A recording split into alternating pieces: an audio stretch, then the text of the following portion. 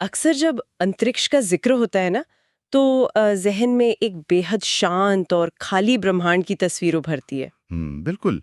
एकदम अछूती और शांत जगह। सही कहा, मतलब जैसे कोई बहुत गहरा और स्थिर महासागर हो। लेकिन आज हमारे ठीक सिर के ऊपर लो अर्थ ऑर्बिट यानी लियो हम्म। की जो सच्चाई है ना, वो इस शांत महासागर जैसी तो बिल्कुल भी नहीं है। एकदम सही कह रही हैं आप। अंतरिक्ष का वो शांत स्वरूप अब एक तरह से अतीत का हिस्सा बन चुका है। हाँ, मतलब आज हम अंतरिक्ष को एक पूरी तरह से इंडस्ट्रियल जोन या यूं कहें कि एक औद्योगिक क्षेत्र में तब्दील होते हुए देख रहे हैं। बिल्कुल। और इसी वजह से आज के हमारे इस गहरे विश्लेषण में हम इसे थोड़ा खोलकर समझेंगे। आज की हमारी चर्चा अप्रैल 2026 की एक बेहद विस्तृत और ताजा रिपोर्ट पर आधारित है। जी, the industrialisation of low earth orbit. हाँ, वही। और हमारे पास इस विषय से जुड़े ऐतिहासिक डेटा, तकनीकी स्पेसिफिकेशंस और भविष्य के अनुमानों के कई दस्तावेज हैं। जो कि काफी चौंकाने वाले हैं। वाकई। तो आज का हमारा मिशन ये समझना है कि कैसे एक अकेली कंपनी ने अंतरिक्ष का पूरी तरह से औद्योगिकरण कर दिया है। मतलब ये सिर्फ इंटरनेट की बात नहीं है, ये इंसानी इतिहास के सबसे बड़े सैटेलाइट नेटवर्क की कहानी है, जो हमारी भू राजनीति और यहाँ तक कि रात के आसमान को हमेशा के लिए बदल रहा है। देखिए, यहाँ इस बदलाव का जो पैमाना है ना, वो समझना बहुत जरूरी है। अगर हम आज की बात करें तो अंतरिक्ष में मौजूद कुल सक्रिय सैटेलाइट्स में से लगभग 65% केवल एक ही नेटवर्क के हैं, स्टारलिंक के। बाप रे, 65%? जी, ये एरोस्पेस इंजीनियरिंग के इतिहास में एक अभूतपूर्व तकनीकी छलांग है। वाकई। लेकिन पता है, यहाँ जो बात सबसे ज्यादा हैरान करने वाली है वो ये है कि इस विशाल साम्राज्य की शुरुआत किसी आधुनिक लैब में नहीं हुई थी। बिल्कुल नहीं। इसकी शुरुआत असल में एक अपमान से हुई थी। हाँ, 2001 की बात है। जी।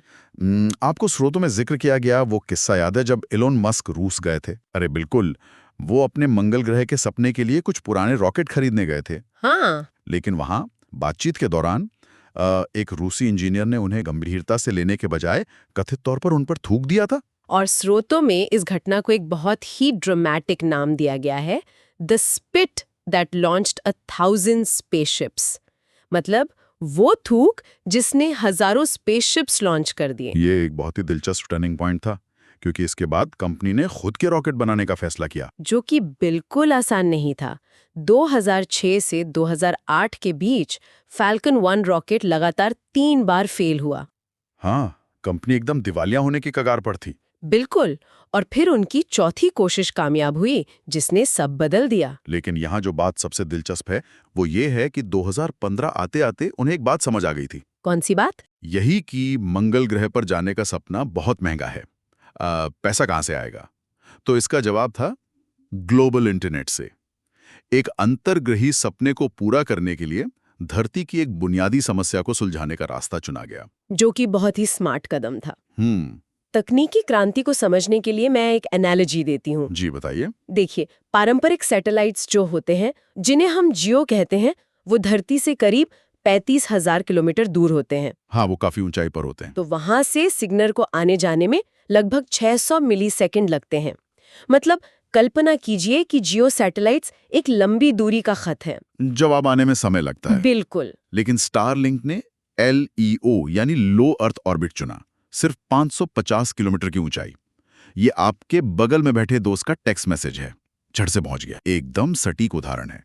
और इसी वजह से लेटेंसी यानी देरी गिरकर सिर्फ 20 से 40 मिलीसेकंड रह गई। 2018 में जब टिंटिन A और B के जरिए 4K वीडियो और गेमिंग का टेस्ट हुआ, तब दुनिया ने इसे पहली बार सीरियसली लिया। सही बात है। और 2018 के उन 2 प्रोटोटाइप्स से लेकर आज, मतलब अप्रैल 2026 तक, ये नेटवर्क कितना विशाल हो चुका है।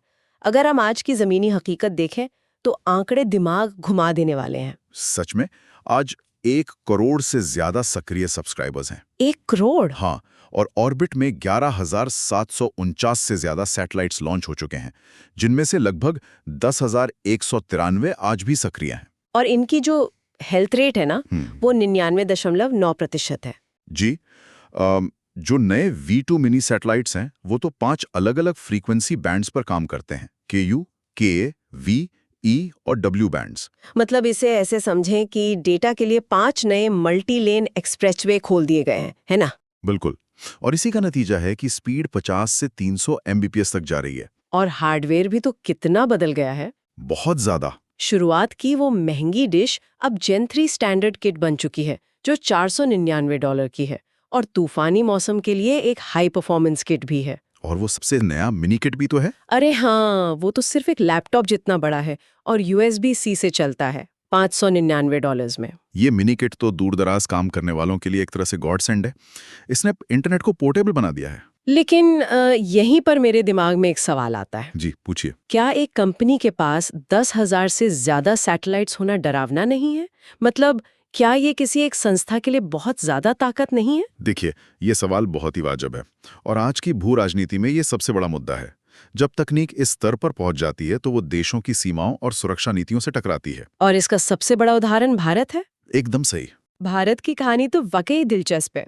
2021 में कंपनी ने प्री ऑर्डर्स लेना शुरू किया था, लेकिन फिर उन्हें पैसे लौटाने पड़े क्योंकि उनके पास जरूरी लाइसेंस नहीं थे। हाँ, लेकिन अब 2026 में भारत में लॉन्च लगभग तय है।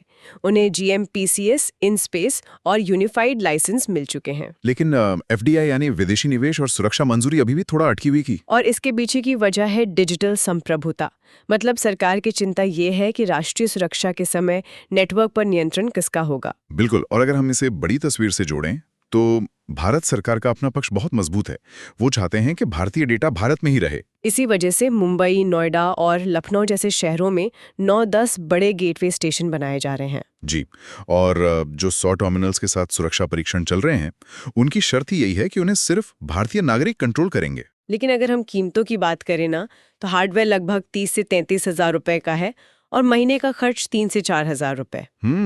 तो क्या ये सच में आम भारतीय के लिए है या फिर सिर्फ किसी खास वर्ग के लिए? देखिए, अगर तुलना ब्रॉडबैंड से करें तो ये महंगा लगता है, लेकिन इसका उद्देश्य महानगरों को नहीं बल्कि पहाड़ों, द्वीपों और सीमावर्ती इलाकों को इंटरनेट से जोड़ना है। जहाँ तार बिछाना नामुमकिन है। बिल्कुल। वहां के लिए ये एक बहुत बड़ा संसाधन है। तो इन सब का आखिर मतलब क्या है? क्या इस पूरी रेस में सिर्फ एक ही कंपनी राज करेगी? ऐसा बिल्कुल नहीं है। 2026 आते आते कई गंभीर प्रतियोगियां खड़े हुए हैं और सबसे बड़ा नाम है Amazon लियो, जिसे पहले प्रोजेक्ट कुइपर कहते थे। जी। उन्होंने अप्रैल 2026 में अपने 29 सैटेलाइट्स का बड़ा डिप्लॉयमेंट किया है। अब उनके पास 240 सैटेलाइट्स हैं कक्षा में। लेकिन 10,000 के सामने 240 तो बहुत कम है। कम है, लेकिन उनका लक्ष्य 3,236 का है और उनका सबसे बड़ा हथियार है AWS यानी Amazon वेब सर्विसेज। अच्छा, तो उनका नेटवर्क सीधे क्लाउड से जुड़ा है? बिल्कुल। और बिजनेस यूजर्स के लिए ये बहुत सुरक्षित है। Amazon ने $120 से कम कीमत और 1 Gbps की स्पीड का वादा भी किया है। और चीन की चुनौती भी तो है। हाँ, चीन के कैनफान और एक्सिंगवांग प्रोजेक्ट्स, उनका लक्ष्य तो 13,000 से 15,000 सैटेलाइट्स का है। बाप रे, 15,000? जी। वो पश्चिमी देशों से एकदम स्वतंत्र अपना सॉवरेन या संप्रभु इंटरनेट बना रहे हैं। मतलब अगर देखा जाए तो स्टारलिंक का फोकस कंज्यूमर पर है, अमेज़न का क्लाउड पर और चीन का राष्ट्रीय इंफ्रास्ट्रक्चर पर। एकदम सही विश्लेषण है। लेकिन इस होड़ में हम अंतरिक्ष को कचरे का ढेर तो नहीं बना रहे? स्रोतों में एक 2025 की स्टडी का जिक्र है, क्रैश क्लॉक। हाँ, वो बहुत ही डरावनी रिपोर्ट है। अंतरिक्ष अब बहुत ज्यादा भीड़-भाड़ वाला हो गया है। और 29 मार्च 2026 को तो एक घटना हो भी गई। सैटेलाइट 34343 जो 560 किलोमीटर पर था, वो अचानक टूट गया, जिससे मलबा फैल गया। और इसी वजह से एक नया समाधान निकाला गया, रिकॉन्फ़िगरेशन। हाँ, 4400 सैटेलाइट्स को 550 किलोमीटर से नीचे 480 किलोमीटर पे लाया जा रहा है। इसके 2 फायदे हैं। एक तो अगर कोई खराब हुआ तो वो सालों के बजाय कुछ ही महीनों में वायुमंडल में जलकर खाक हो जाएगा। और दूसरा फायदा यह है कि इससे नेटवर्क की कैपेसिटी 31% तक बढ़ जाती है। बिल्कुल सही।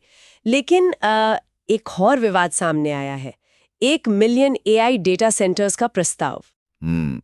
ये तो खगोलविदों के लिए एक बहुत बड़ा संकट बन गया है। हाँ, चेतावनी दी गई है कि आसमान में दिखने वाला हर 15वां तारा असल में एक सैटेलाइट होगा। क्या तेज इंटरनेट और AI के लिए हम सचमुच रात के आसमान को दांव पर लगा रहे हैं?